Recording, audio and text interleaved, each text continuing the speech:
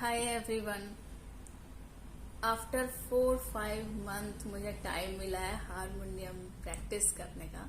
तो 4-5 महीने के बाद आज मैंने हारमोनियम निकाला और जैसे ही बैग से बाहर निकाला, क्या फ्रेगनेंस हारमोनियम की थी। वैसे तो मुझे हर बार ही हारमोनियम की फ्रेगनेंस आ जाती है जैसे मैं हारमोनियम के पास आती हूँ, लेकिन बचपन में ना मेरे पास एक हारमोनियम हुआ करता था, जो उसकी फ्रेगनेंस थी ना, वो आजकल के हारमोनियम में नहीं है। मैं आज भी उस फ्रेगनेंस को फील कर सकती हूँ जो मेरे पास बचपन में हारमोनियम था।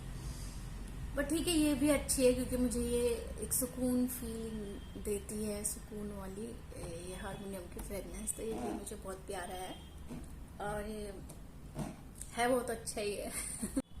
मेरा एक मैसेज है उन सभी को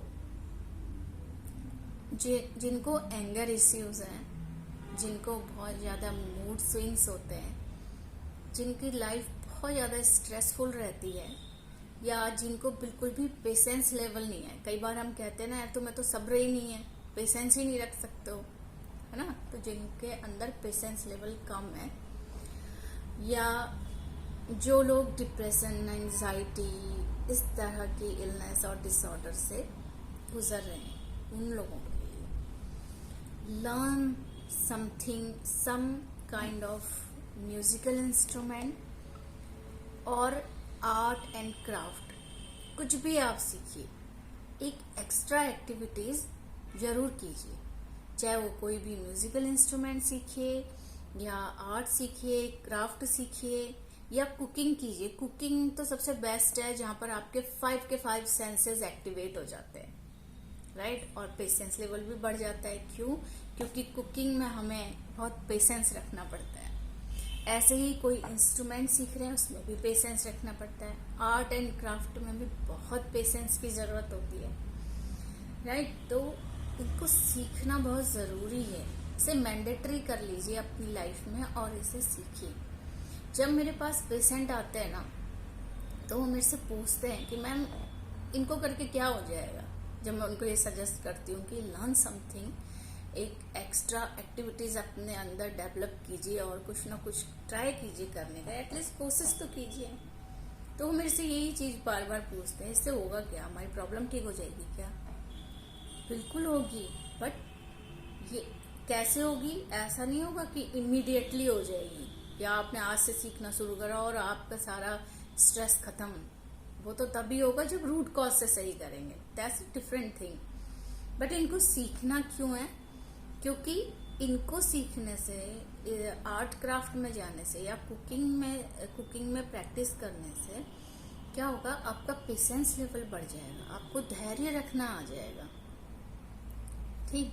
और ये इतना हीलिंग आपको देता है ना, ये धीरे धीरे आपकी प्रॉब्लम्स को हील करने लग जाता है। आपका माइंड प्रोडक्टिवली चलने लग जाएगा। अनप्रोडक्टिव तो नेगेटिव थॉट्स हैं, तो वो अनप्रोडक्टिव ही चल रहा है ना। जब हम इन चीजों को सीखते हैं तो ये हमारे माइंड को एक हीलिंग की तरफ लेके जाता है, हमारे माइंड, बॉडी और सोल को।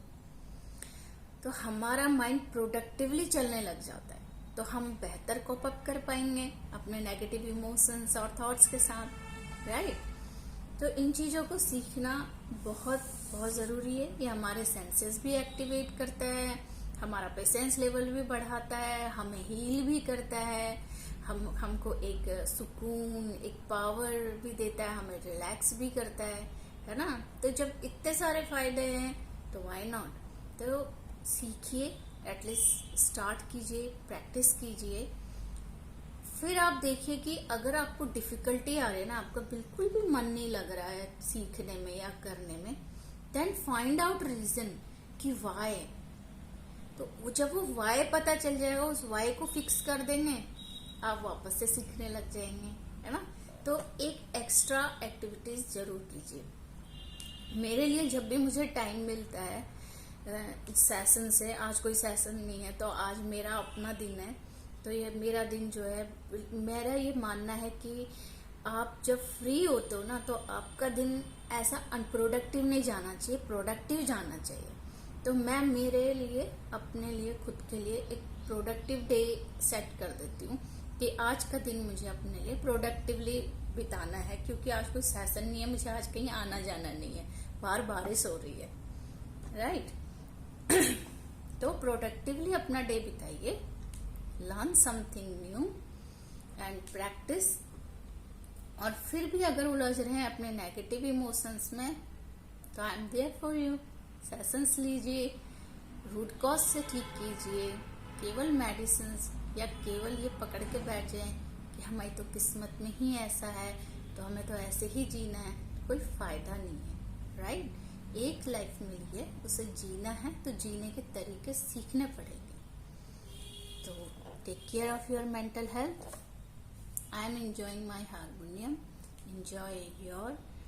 जो भी आपके पास है, कोई भी इंस्ट्रूमेंट है, या आप गुनगुनाना पसंद करते हैं, तो आप गाने लगाइए, सॉन्ग लगाइए और उसके साथ साथ गाइए।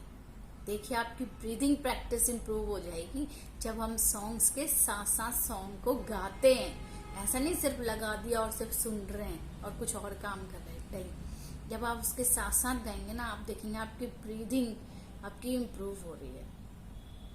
Take care of your mental health.